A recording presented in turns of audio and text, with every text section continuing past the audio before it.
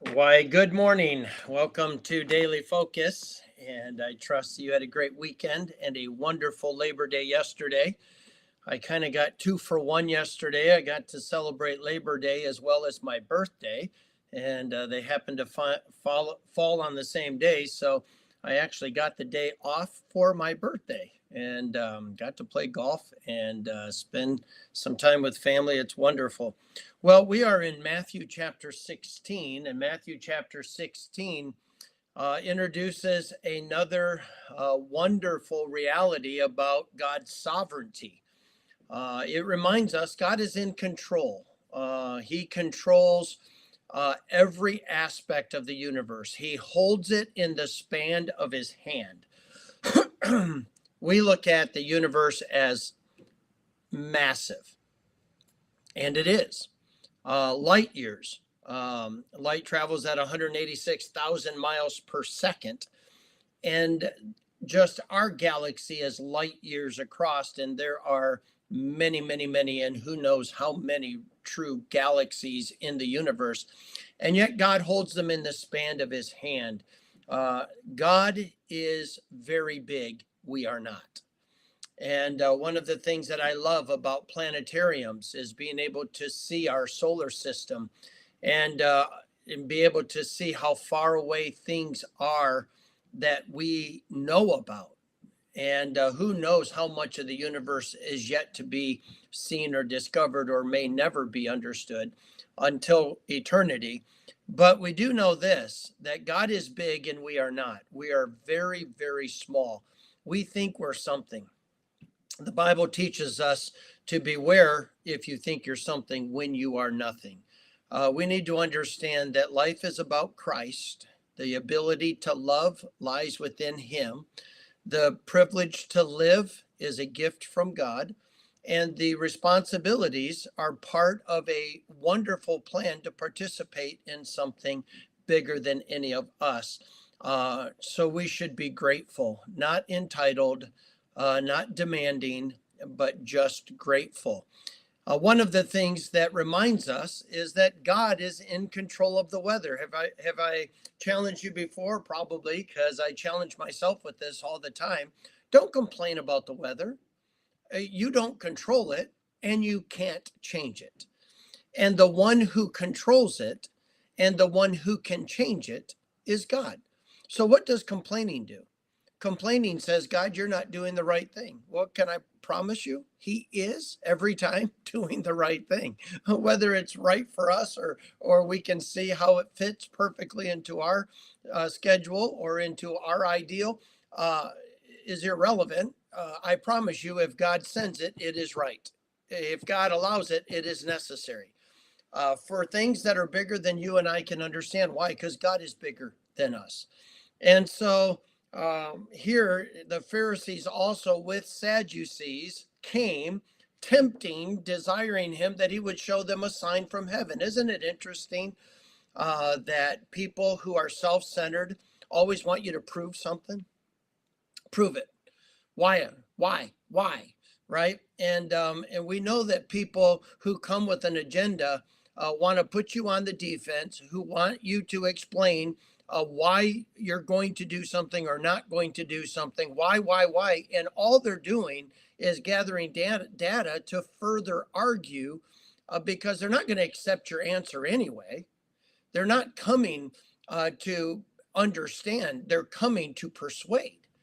And we see so much of that in communication today is people do not listen because of the fact that they don't want truth. They just want their way.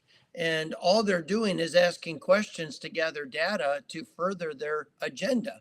Well, that's exactly what the Pharisees and Sadducees were doing. They weren't looking for truth. Jesus makes that very clear. He answered and said unto them, when it is evening, you say it will be fair weather, for the sky is red. And in the morning it will be foul weather today, for the sky is red and lowering.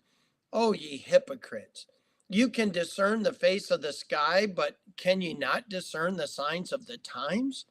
A wicked and adulterous generation seeketh after a sign, and there shall no sign be given unto it, but the sign of the prophet Jonah. And he left them and departed. God just makes it very clear here that he has revealed ability for us to understand his sovereignty, his control over weather. In fact, we can see that red skies in the morning, you better take warning, right? Red skies at night is a great delight. We can look and see and understand what God is doing because he does show us some very clear indications of what it is that we can plan for.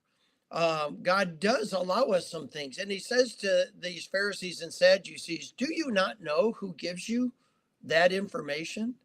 And yet I'm trying to teach you about right and wrong, truth and lies. I want to show you about God and Satan. I want to expose your own self-righteousness compared to the true righteousness of Christ. And you don't want any of that. You're willing to accept the God who controls nature and controls the weather, but you're unwilling to let God describe right and wrong, good and evil, righteous, true righteousness versus self-righteousness. Well, let me ask you, where are we? Do we get all uptight, anxious, worrying about things? We can see that the sun came up right on time. And we can predict the sun's going to set tonight, right on time. We can see that when there's a rainstorm coming in, the front starts to form, and we can see, you know what, there's quite a storm going to brew. We can see that the skies are clear, and I love to look at the jets going across the top of a blue sky. If there's a short stream behind, we know that the moisture in the air is very small, but if there's a long stream being left behind those jets, you know there's a lot of moisture in the air. These are just things God teaches us, and we can look and see and understand.